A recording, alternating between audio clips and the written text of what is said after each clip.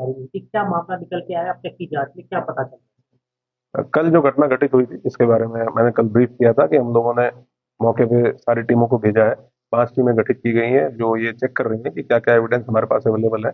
जो मौके पे खोखे बरामद हुए हैं उनको भी एफएसएल भेज के जानकारी करने का प्रयास किया जा रहा है कि किस प्रकार का असला, किस प्रकार की पिस्टल इस घटना में यूज हुई होगी। परिवार से भी मैंने अलग से बातचीत की है, उनकी उनकी अगर कोई आशंकाएं हैं उनके बारे में जानने के लिए। एक स्पीड ट्रैफिक के नेतृत्व में छठी टीम हम लोगों ने सीसीटीवी कैमरा के लिए लगाई है, क्योंकि वो एक बहुत महत्वपूर्ण एविडेंस हमारे पास है, जिसके माध्यम से जो ICCC का कंट्रोल रूम है और अन्य भी जो प्राइवेट लोगों के कैमरे लगे हुए हैं, हम लोगों के कैमरे लगे हुए हैं, उनसे महत्वपूर्ण फुटेज प्राप्त हो, ताकि जो वाहन यूज हुआ है और जो लोग घटना करने के लिए आए हैं उनके बारे में उनका हुलिया पता करने में हम लोगों को मदद मिल सके। उसी पे अभी सारी टीमें काम कर रही हैं। परिवार को हम लोगों ने सुरक्षा व्यवस्था उनकी सुनिश्चित की है। वहाँ पे एक आर्म गार्ड पुलिस लाइन से लगाई गई है, उनके साथ सुरक्षा कर्मी भी साथ में लगाए गए हैं।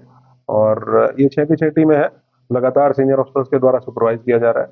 और हम लोग उम्मीद कर रहे हैं कि जल्दी हम लोग घटना का अनावरण करें। घटना किस प्रकार से हुई, क्यों हुई, कौन लोग इसके पीछे थे, इसके बारे में विस्तृत जानकारी हम लोग निकाल पाएंगे जब घटना का अनावरण होगा और अपराधी पकड़े जाएंगे।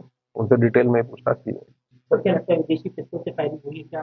इस परिवार से फिरौती वसूलने की कहीं कोई बात निकल के सामने आई है? नहीं, इस प्रकार की कोई भी ना आशंका परिवार के द्वारा बताई गई है और ना ही इस प्रकार की कोई बात फिरौती से संबंधित किसी भी प्रकार की कोई बात अभी तक सामने नहीं आई है। जो वेपन यूज हुआ है उसके बारे में जरूर हम लोग FSL भेज के ये जानकारी करने की कोशिश कर रहे हैं, क्योंकि वहाँ लोकल लोगों के द्वारा 6-7 राउंड फायरिंग की बात बताई गई है।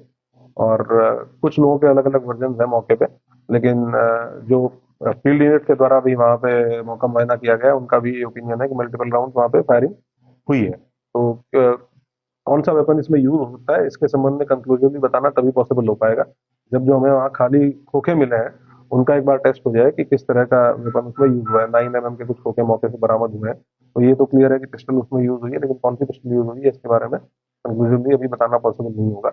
लेकिन महत्वपूर्ण क्लूज कुछ हम लोगों को मिले हैं। हम लोगों की जो साइबर सेल की टीम है वो भी इसमें लगी हुई है, सर्विलांस की टीम भी लगी हुई है। जो ICCC की कंट्रोल रूम की टीम है उसको भी स्पेशलाइज इसी काम के लिए लगाया गया है।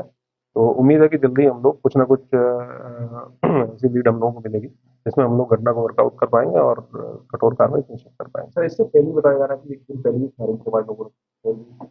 वो उस घटना को सुबह जब लोग उठे थे, इतनी बातचीत हम लोगों के द्वारा लोकल लोगों से की गई, उसमें इन लोगों ने बताया कि जब ये सुबह उठे तो आपस में चर्चा हुई कि रात के टाइम पे कोई फायरिंग जैसी आवाज आई थी। तो उसको भी एस्टेब्लिश किया जा रहा है, उसको भी हम लोग क्योंकि CCTV फुटेज हमें लगभग सिर्फ घटना के समय का नहीं देखना है, उससे 72 घंटे पहले 72 घंटे बाद तक का भी हम लोगों को CCTV फुटेज देखना है कि कौन कौन लोग वहाँ आए या कौन कौन लोग उसके बाद आए, पहले कौन कौन आए। इसीलिए थोड़ा टाइम उस चीज में लग रहा है, CCTV फुटेज को देखने में लग रहा है।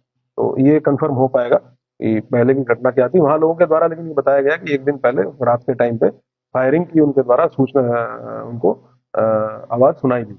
और जब सुबह उठे हैं लोग 6:30-7 बजे, तो आपस में जब बातचीत हुई तब उन लोगों ने एक दूसरे के साथ शेयर किया। तो उसके बारे में अभी हम लोग साक्ष्य संकलन कर रहे हैं।